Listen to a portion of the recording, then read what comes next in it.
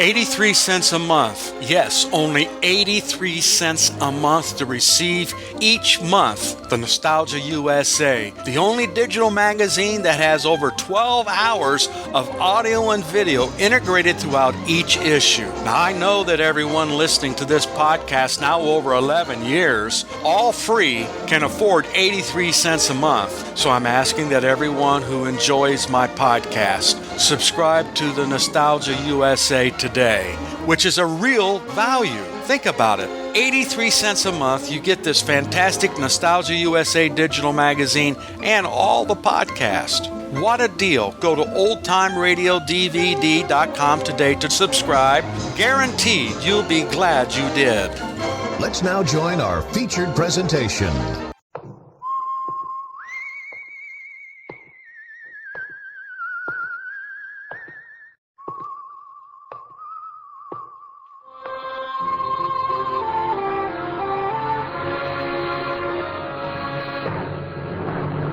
The Adventures of the Saint, starring Vincent Price.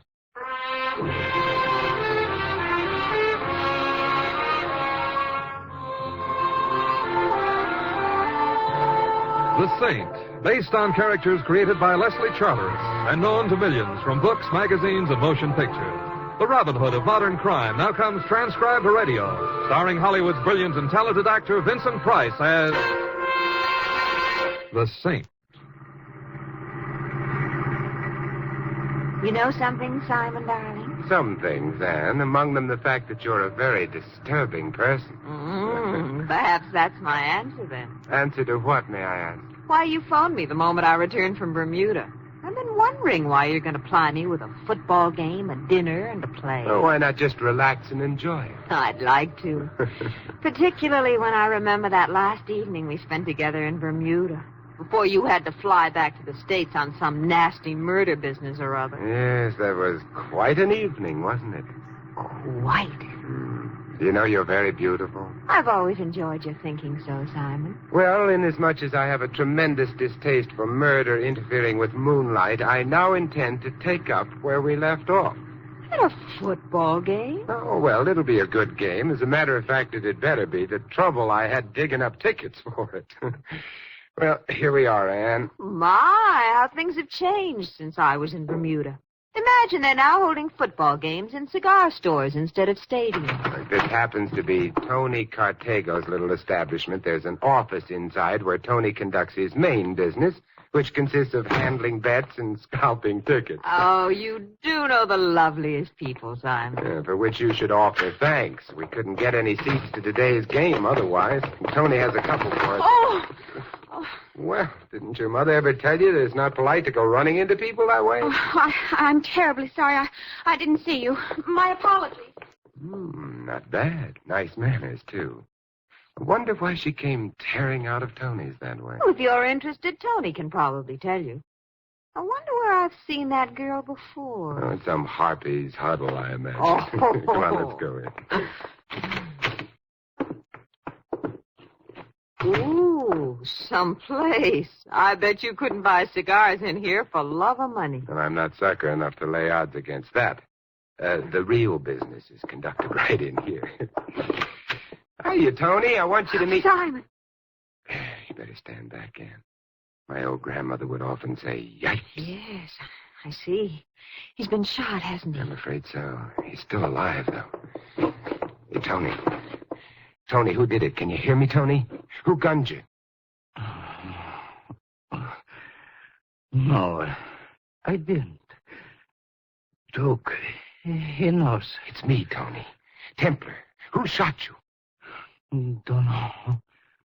On's effect. Printer.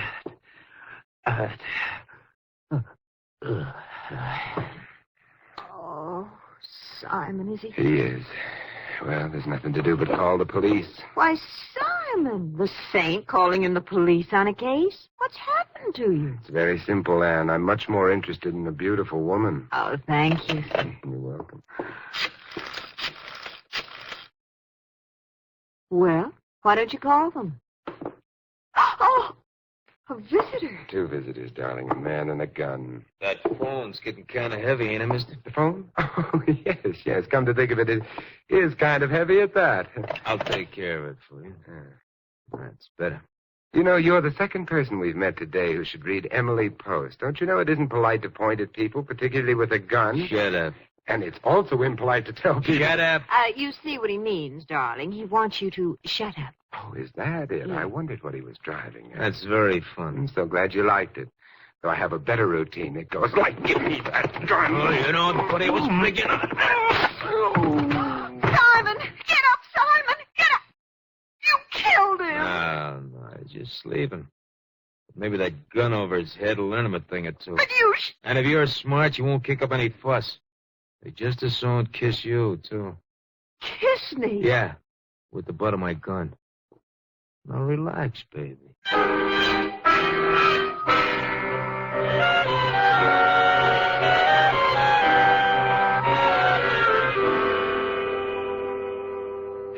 Simon, wake up, Simon, wake up. Oh, come on, Simon, wake up. Well, let's leave a later call. Oh, Simon. All right, Anne. Hey, what goes on here? We're tied up. Yes. Pete thought we'd be more tractable that way. You know something? He's right. Where are we? How'd we get here? Pete, he's the guy who conked you, and a buddy of his named Louis brought us here. It's a warehouse of some kind. We're in one of the storage bins on the first floor. Nice. Are we stored away for the winter? No, with a little luck, we'll be out of here in 5 minutes. Mistaken identity, Anne. I'm not Superman, and these ropes are pretty tight and strong. Darling, yours may be, but mine aren't. I've had them loose enough to throw off for 15 minutes. I was just waiting for you to wake up. Oh, now, don't tell me you're Superwoman. No, I owe it all to dear, sweet Louis. When I looked at him piteously out of my big blue eyes, he just couldn't tie me up too tightly. I worked myself free while you were sleeping soundly in the corner. Never again will I underestimate the persuasive powers of women. Now, see what you can do about getting me loose. All right. There's a little knife in my vest pocket that might help. This pocket? Right? Oh, be careful. I'm ticklish. Oh, I've got it. You know, Simon, I just remembered who that girl was we saw running out of Tony's place. Yeah? Who is she? Betty Streeter. There. That fixes up your hands. Thanks. Now, let's have the knife. I'll get my legs loose myself. Here. Betty Streeter, huh? Mm-hmm. The luscious lollipop whose picture's been in the newspapers lately over an engagement or something? Yes, that's right. She's engaged to Jack Landers, an old boyfriend of mine. Oh. Oh, lucky girl. Jack is so handsome and fascinating. That's very interesting. There. Well, the legs are loose. Now, let's see if I can stand up. There. How do you feel? Ooh, outside of that bomb burst in my head and the fact that my legs are apparently cut off at the knee. Simon, someone's coming. Slip those ropes over you and lie down on the floor, quick. Okay, Simon. When he comes in, make with those baby blues and attract his attention for a minute. I'll be behind the door. And then what? Well, I won't be dealing a hand of canasta. Quiet now. Well, hello, Petey. How do you feel? Fine, baby, fine. Just come back to... Hey, the boyfriend, where is he? Here I am, Pete, with a peachy keen. Aha! Now that's what I call more like it. Come on, on your feet. Yes. I'd better pick up Pete's pop gun. Now, let's get out of here. Now, that's the first sensible thing you've said today. Let's... What's that noise, Simon? I don't know, but it sounds like my head feels. There's no time to delve into strange noises now, my sweet. Come on, let's go quietly.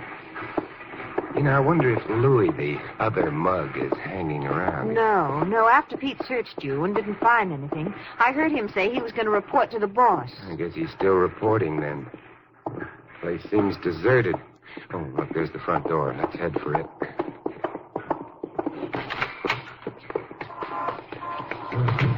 Well, it's certainly nice to be out of there. Yeah.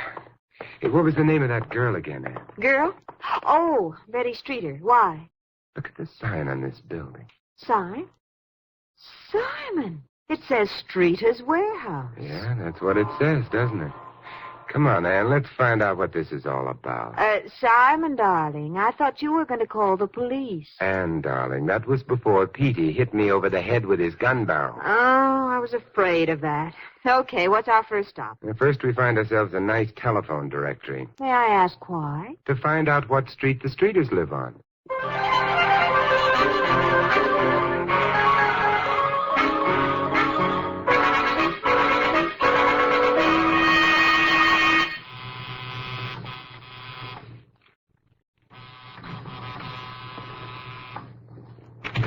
Yes, who?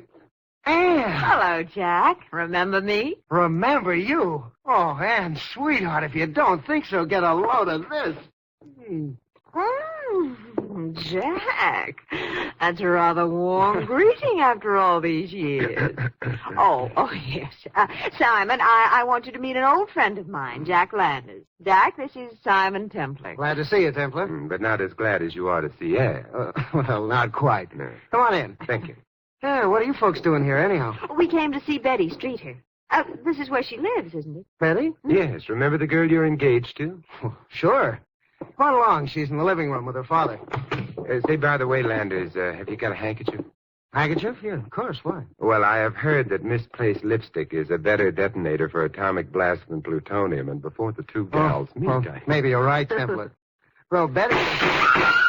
Simon! Holy smoke, what was that? Well, either Betty's involved in a premature explosion or they were shots. Come on, let's see. The living room, Templar, to the left. I'm with you. Stay back, Anne. Betty! Betty, what? Oh, Jack, someone shot at us through the window. Dad's hurt. He Look was... after Mr. Streeter, Jack. I'll take care of the guy at the window. Oh, be careful, Simon. He may still be out there. Now she tells. Let me get a crack at him, Templar. Did you get him, Jack? I think I got him in the leg. He stumbled after the first shot, but he got away in that car. Well, now that quiet has descended once again, it might be pertinent to inquire as to the state of Mr. Streeter's health. Oh, it's nothing serious, just a slight flesh wound. Slight wound, is it? Feels like my whole dad-blasted arm has been torn off. You any idea who was so interested in perforating the Streeter's skin, Mr. Streeter? Yeah, I'll say I have. He was one of... Dad, there's no need to talk like that now. Blasted Betty, there's no reason for me to hide things. That crook's been trying to chisel in on my warehouse business for over a year. He's taken one of them over already. You couldn't possibly be talking about Duke Raymond, could you? That's right, Templar. He's threatened Mr. Streeter before. Looks as though he sent one of his gunmen around to enforce that threat. Oh, you've got to give in to him, Dad. The next time you won't be so lucky. You ought to realize now that he won't stop at anything. Give in? Nonsense. I hate to sound mercenary, Mr. Streeter, but how much would it be worth to you to get your skirts cleared of Duke Raymond? How much would it be worth? Mm-hmm. Who are you? My name's Simon Templar, if that means anything to you. The saint? I'll confess it. Does that startle you, Miss Streeter? Oh, why, no, not at all. I just didn't expect Of course, after all, only sinners need be frightened by saints. Well, Mr. Streeter, what do you say? All right, I'll make you an offer. $10,000 if you get Duke Raymond out of the way. Nothing if you don't. You've just made yourself a deal. Simon, you taking money for a case? Juries award damages for broken hearts, Anne. And you have no idea how badly I feel about letting Cupid down.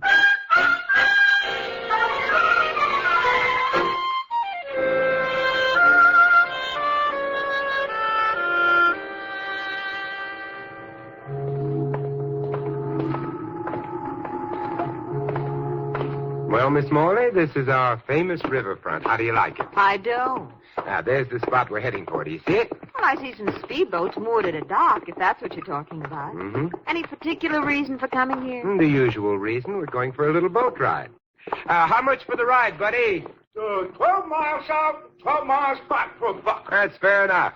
Come on, Ann, let's get in. You know, the more I think about this, Simon, the crazier I think you are. Why would anyone want to travel 12 miles out into the ocean? To see Duke Raymond, of course.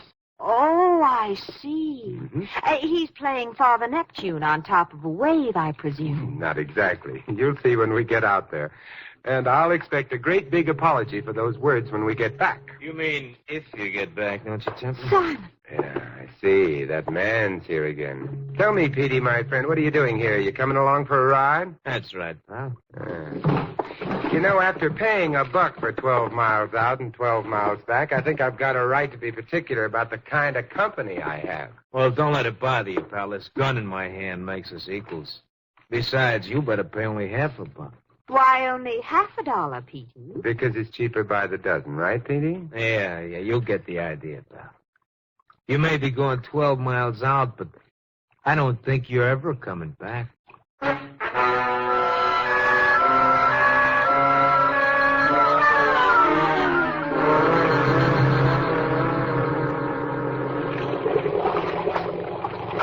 You know, Pete, this ride hasn't been very comfortable so far. That gun sticking in my back irritates me. Yeah.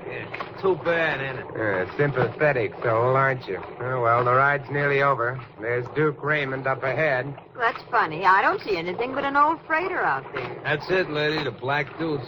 The Black Deuce. Quaint name, isn't it? It's a quaint ship. Gambling is the specialty. And I always thought that was against the law. Not when you're 12 miles out and you're Duke Raymond, it isn't. You see... Simon, isn't that a cabin cruiser coming up behind us? Yeah, it's coming up fast, too, and no lights on it. I don't like that. Don't like it at all. Oh, don't worry, Pete. It's just pulling ahead of us. Yeah, I guess. Hey! Hey, what do you think you're doing? Simon, the boat's turned toward us. It's going to run into us. Take it easy. Look out! You're going to ram us! You're going to...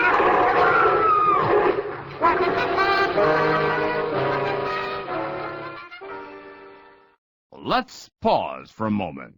We'll return to Vincent Price as the Saint right after these messages.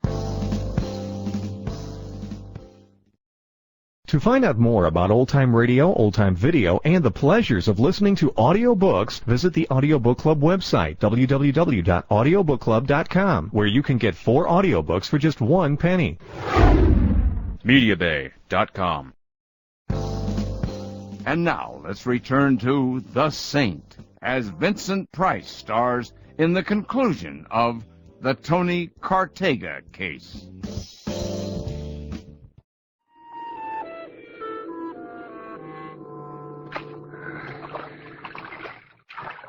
How you doing, Ann? Oh, all right. So far. But not much farther. Just a couple of more strokes will do it. Keep it up. There go. Just 2 more now. There. Phew. Oh, I thought we'd never get here. Must have been telepathy. Oh. Wait a minute. I'll climb on board.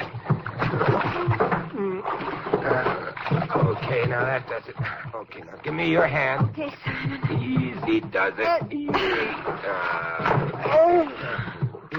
Well, quite an experience, I'd say. Where are we? We're in a speedboat moored to the Black Deuce. Which reminds me it's time to go to work. Oh, you're not actually going aboard that ship, are you? That was my original intention, wasn't it? Besides, Pete and his boyfriend will drown if I don't get help out to him. Oh, and you've got to earn that $10,000. As I know. Yeah, right as usual, Angel. Now listen closely. Do you know how to run a speedboat? Yes, I do. Why? Well, I've got a funny idea you're going to have to run one in a very few minutes.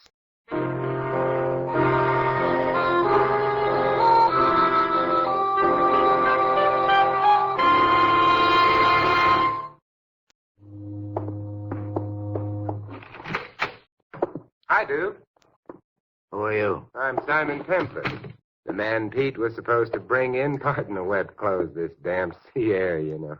Where's Pete? The last time I saw him, he was hanging onto a wrecked speedboat a couple of 100 yards away. Hanging on to him. Come on, get down to cases, Templar. What's the racket? Duke, I've a funny hunch you're going to lay off Streeter's business. Am I? What makes you think so? A possible murder rap? Keep talking, Templar. Tony Cartega was bumped off. Why? You're so smart, you ought to know. Maybe I do. I'd guess it was because he knew too much about bonds. Bonds? Yeah, you know, securities, negotiable ones worth a lot of dough. Where'd you get that idea? From Tony. He talked before he died. He mentioned you and bonds. Tony always talked too much. You talk too much, too. Yeah, I'm beginning to get what you mean. I thought you would. You know, Duke, there you are, sitting behind that desk with a gun in your hand. I wonder. You wonder what? I wonder how you'd look with that desk on top of you. Too bad, Duke. You missed me. Sorry, I can't do the thing. Well, imagine that. Duke Raymond sleeping during business hours. You'll never get ahead that way, old boy. Horatio Alger would positively frown upon you.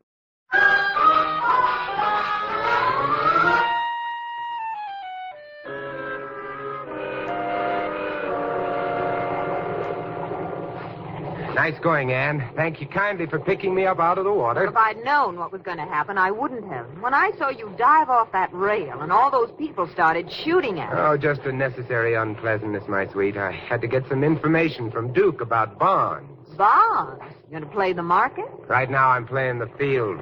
There's a murderer in it. And I'm going to start at Mr. Streeter's warehouse.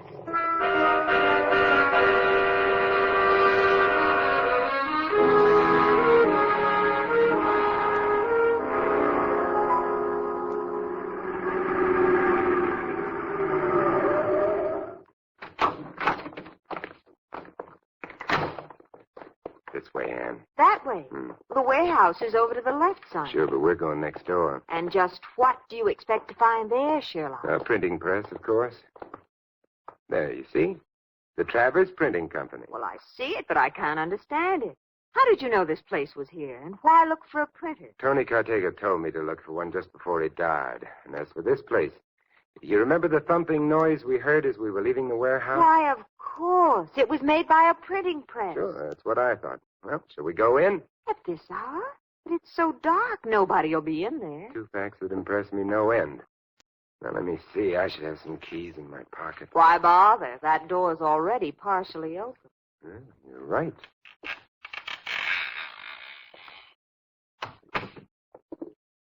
Oh, this is black as pitch in here. I can't risk a light until we're sure it's empty. There's a crack of light over there. It seems to come from a doorway into another room.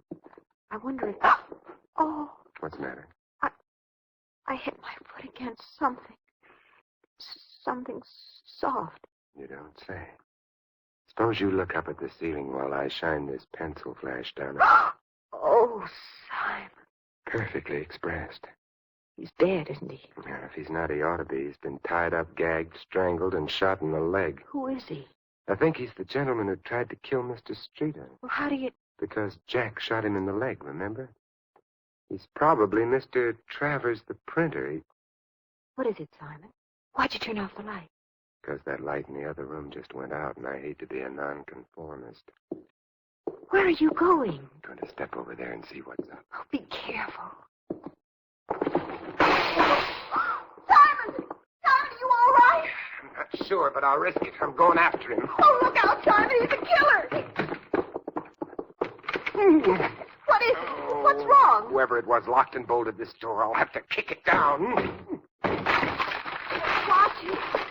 Someone may still be in there. You have the most pessimistic thoughts. Now, wait till I find the light switch.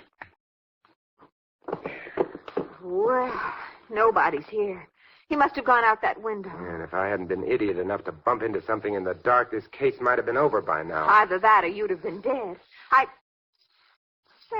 funny hissing sound. That? Oh, it's the flame under that lead pot over there. What's cooking? Oh, printers use them to melt their old linotype slugs in. Yes, but why would that be going now? Do you think the killer left... There was a reason I wanted you along tonight. You've just hit it. There's the type print. Yes? And see those engraved copper and zinc plates on that work table? Mm-hmm. If we'd come in a few minutes later, they'd have been in that lead pot. But what are they? Oh, I'm not so good at reading upside down and backwards, but 6% debentures, state of secured highway taxes. Oh, so that's it. What?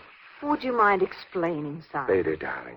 First, I've got a little surprise party to prepare. Surprise party? Yeah, as soon as I remove the handkerchief gag from Mr. Travers, send a message to Duke Raymond and make a few phone calls, we'll go to the scene of the party. How nice. Now, what's going to happen there? What usually happens at a surprise party? Oh, don't tell me. I know. One very foxy murderer is going to get a great big surprise.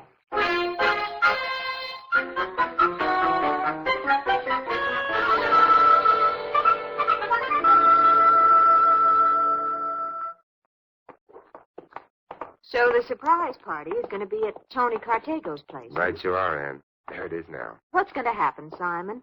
All I know is that you called a lot of people in a disguised voice and told them something about Bonds and Tony's. Why? Well, if you'll look inside the cigar store, what do you see? Why, there's a light inside. Correct. And that must mean one of the guests has arrived. Let quiet as we go in. I want to see if that's an early bird or a worm.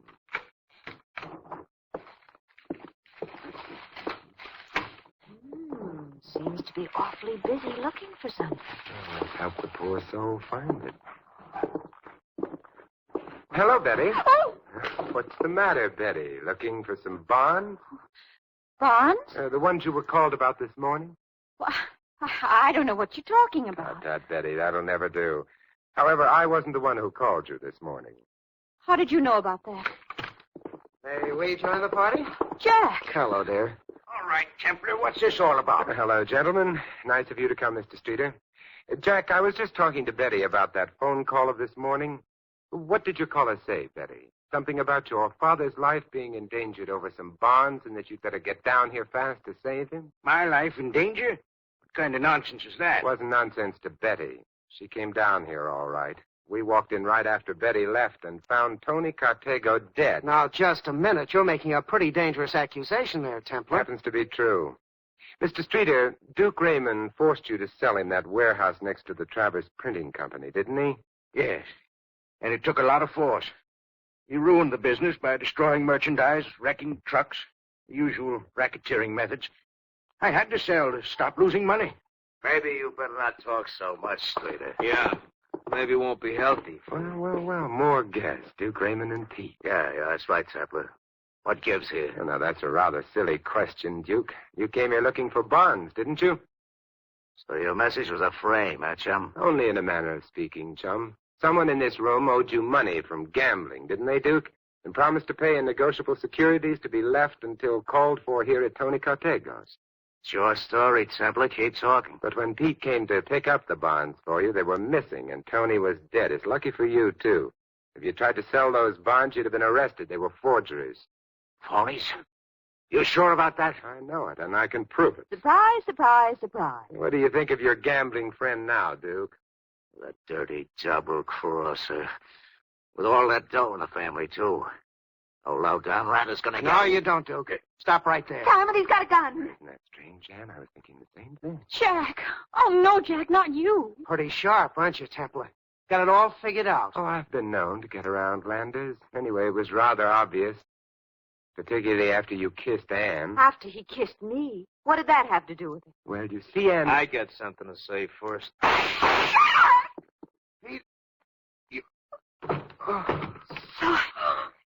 He's dead. Yes, good old Pete. He never misses. There, my dear. Thanks for keeping him busy while I went for my gun, Tim. Oh, think nothing of it, Pete. And to show my appreciation... Here. What? What's the big idea, Now, Duke, let's not be hasty, shall we? I've got a gun, too, the one I borrowed from you aboard your ship. Get on the phone, Ann. Call the police. You bet, Simon, right away. As for you, Mr. Streeter, get out your checkbook. The amount is $10,000 payable to your favorite charity. Your friend Duke Raymond won't bother you again for a long, long time.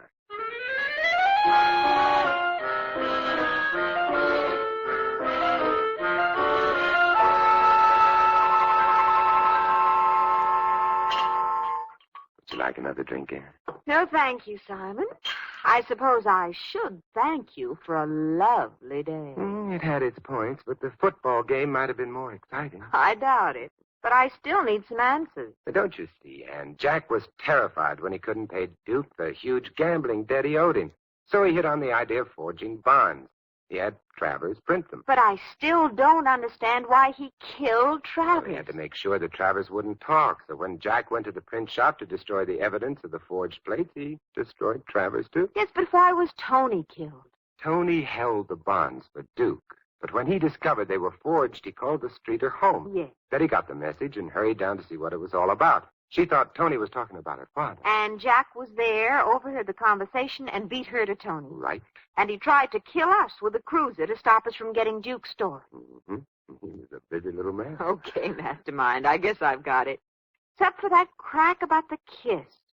How come you knew Jack Landers was guilty because he kissed me? Lipstick, Ann. What? Lipstick? Yeah. You see, after you kissed him, he had lipstick all over his face. Yeah. When I called it to his attention, he wiped it off with his handkerchief. And the handkerchief that gagged Travers had lipstick on it, too. Oh. And to think that just because he kissed me, he's dead. I wouldn't feel that way about it if I were you. Your kisses wouldn't kill anyone, and I can prove it. Can you, Simon? Sure. Watch. Mm. There, you Lucy. I guess you're right. Oh, please don't agree so quickly, Anne. Why not? I'm seriously considering making a lifetime work out of proving it.